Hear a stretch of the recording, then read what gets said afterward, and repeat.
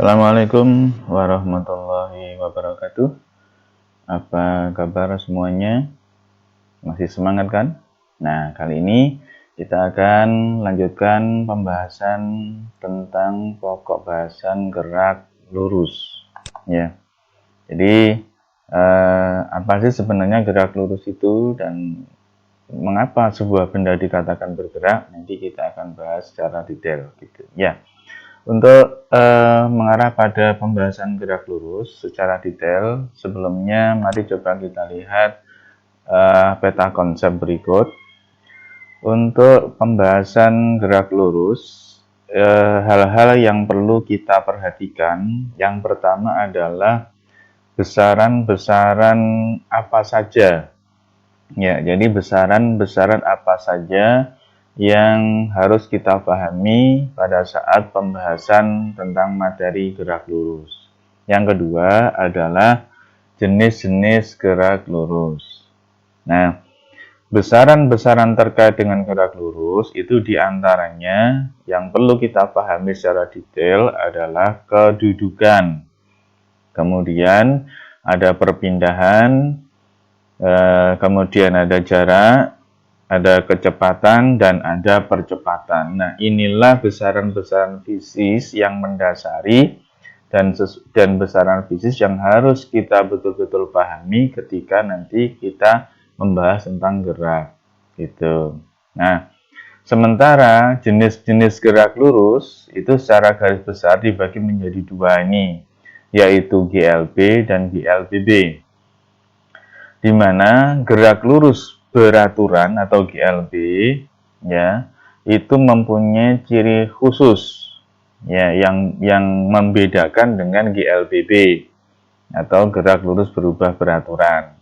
Nah, apa saja yang ada di GLB dan apa saja yang ada di GLBB nanti juga kita akan bahas di tutorial yang berikutnya. Namun kita perlu jelaskan sebentar tentang GLBB itu nanti karena ada banyak macam gerakan yang terjadi di alam ini, secara garis besar nanti dibagi menjadi tiga pada penjelasan di gerak lurus, yaitu gerak jatuh bebas, gerak vertikal ke bawah, dan gerak vertikal ke atas.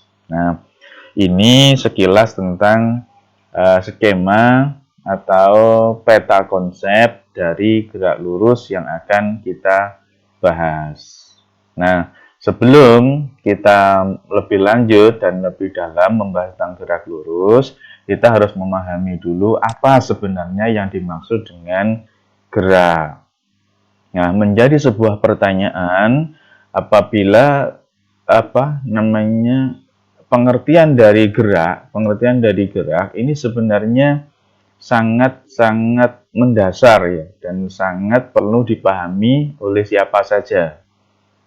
Jadi sebenarnya apa yang dimaksud dengan gerak itu dan kapan suatu benda dikatakan bergerak. Nah, ini adalah dua buah pertanyaan yang harus kita jawab. Nah, untuk menuju ke jawaban dari pertanyaan ini, mari coba kita lihat ilustrasi berikut.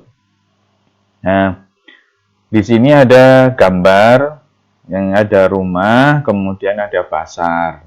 Nah, di sini ada Ali, ya, di mana Ali itu pada awalnya berada di dalam rumah, kemudian dia bergerak menuju ke pasar. Ya, dia bergerak menuju ke pasar. Nah, untuk memahami pengertian dari gerak ini, maka kita harus paham lebih detail, lebih khusus kepada istilah yang dinamakan sebagai titik acuan. Nah, kalau rumah ini kita namakan sebagai titik acuan yang pertama, kemudian pasar itu sebagai titik acuan yang kedua. Nah, di posisi awal Ali itu ada di dalam rumah. Nah, lalu Ali keluar dari rumah menuju ke pasar. Nah, tentunya kita bisa mengatakan bahwa Ali itu bergerak. Ya, berdasarkan titik acuan mana? Berdasarkan titik acuan yang pertama ini. Ya, titik acuan yang pertama ini apa? Rumah. Nah, saya belum bahas ke titik acuan yang kedua. Yang pertama dulu ya. Yang pertama dulu. Kalau kita mengamati dari titik acuan yang pertama, maka Ali ini dikatakan bergerak. Kenapa? Dia berpindah tempat dari titik acuan yang pertama ini menuju ke titik acuan yang kedua. Nah, sehingga kalau kita kalau kita lihat dan kita telusur lagi bahwa sebenarnya pengertian dari gerak itu apa? Pengertian dari gerak itu sebenarnya adalah perubahan posisi. Nah, ini yang perlu kita renungkan ya. Perubahan posisi suatu benda dari titik acuan tertentu. Nah, kalau Ali ini awalnya berada di dalam rumah yang kita namakan sebagai titik acuan yang pertama, kemudian dia berpindah tempat keluar dari rumah menuju ke pasar, itu berarti Ali dikatakan bergerak. Mengapa demikian? Karena mengalami perubahan posisi.